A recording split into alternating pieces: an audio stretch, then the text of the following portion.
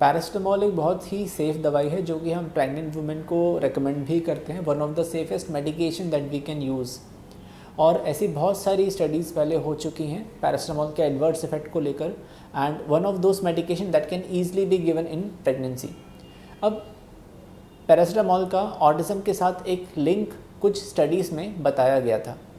हालांकि वो link properly proof नहीं होता। सिर्फ उन स्टडीज़ में ऐसा ऑब्जर्वेशन देखा उन्होंने कि एक कैजुअल एसोसिएशन हो सकता है, लेकिन जब उस स्टडी को डिटेल में एनालाइज किया गया तो पता चला कि ऐसे बहुत सारे कंफाउंडिंग वेरिएबल्स थे जो कि उस स्टडी ने इग्नोर कर दिए, जिसको कि उनको ठीक से एनालाइज करना चाहिए था। At the end of the day हम एक कंक्लूजन नहीं निकाल सकते थे उस स्टडी के बेसिस पे कि ऑटिज़म और पैरासिटामोल का कोई कनेक्शन पॉसिबल है।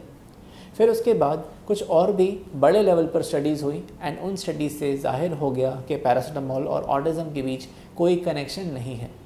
ऑटिज़म एक तरह का न्यूरो डेवलपमेंटल डिसऑर्डर है जिसके जेनेटिक रीज़न हो सकते हैं, बहुत बार एनवायरमेंटल फैक्टर्स भी हो सकते हैं,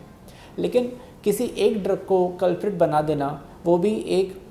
ऐसी स्टडी को आधार लेकर जिससे कि प्रूव ही नहीं होता कि ऑटिज़म पैरासिटामोल से हो सकता है, तो ये बहुत सारे मिसकंसेप्शन फैला सकता है। बिकॉज प्रेगनेंसी में पैरासिटामोल एक बहुत ही सेफ़ दवाई है जो कि वाइडली यूज़ की जाती है, और ऐसे में अगर ऐसा मिसकंसेप्शन फैलता है तो लोग इसको यूज़ नहीं करेंगे, या फिर हो सकता है ऐसी दवाइयाँ यूज़ करने लगें जो कि एक्चुअल में हानिकारक हैं। अगर हम एविडेंस की बात करें तो पैरासिटामोल और ऑटिज़म का जो एसोसिएशन है वो किसी भी स्टडी में ठीक से उभर कर सामने नहीं आता है,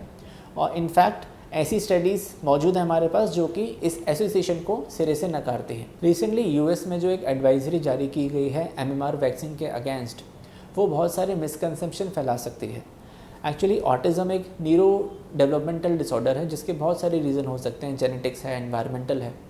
और ऐसा माना जा रहा है कि जो मीज़ल्स वैक्सीन है उसकी वजह से ऑटिज़म होता है।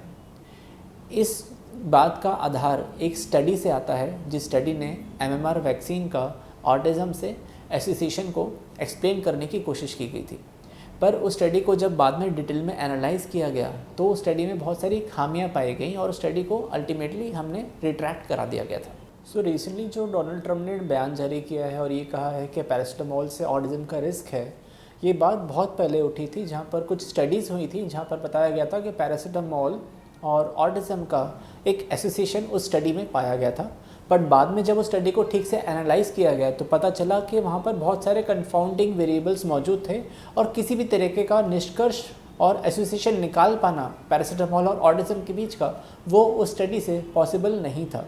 एंड इन फैक्ट उसके बाद बहुत सारी ऐसी स्टडीज़ भी हुई हैं जिन्होंने ऑटिज़म और पैरासिटामोल के एसोसिएशन को डिटेल में स्टडी किया गया है और उन स्टडीज़ में ऐसा कुछ भी पाया नहीं गया है। पैरासिटामोल एक बहुत ही सेफ़ मेडिकेशन है। इनफैक्ट प्रेगनेंसी में one of those few medication जो कि हम इजीली मरीज़ को देते हैं, उसके कुछ लिवर एसोसिएटेड साइड इफ़ेक्ट हो सकते हैं, वो भी बहुत हाई डोसेस लेने के बाद। अदरवाइज़ ये बहुत ही सेफ़ दवाई है, और ऐसे में इस तरह की अगर भ्रामक जानकारी फैलती है कि पैरासिटामोल लेने से ऑटिज़म का रिस्क बढ़ता है, तो फिर इनसे बहुत ज़्यादा मिसकंसेप्शन फैल सकता है, और ये मिथ्स आगे चलकर हेल्थ और सेफ्टी को लेकर बहुत सारे सवाल खड़े कर सकते हैं।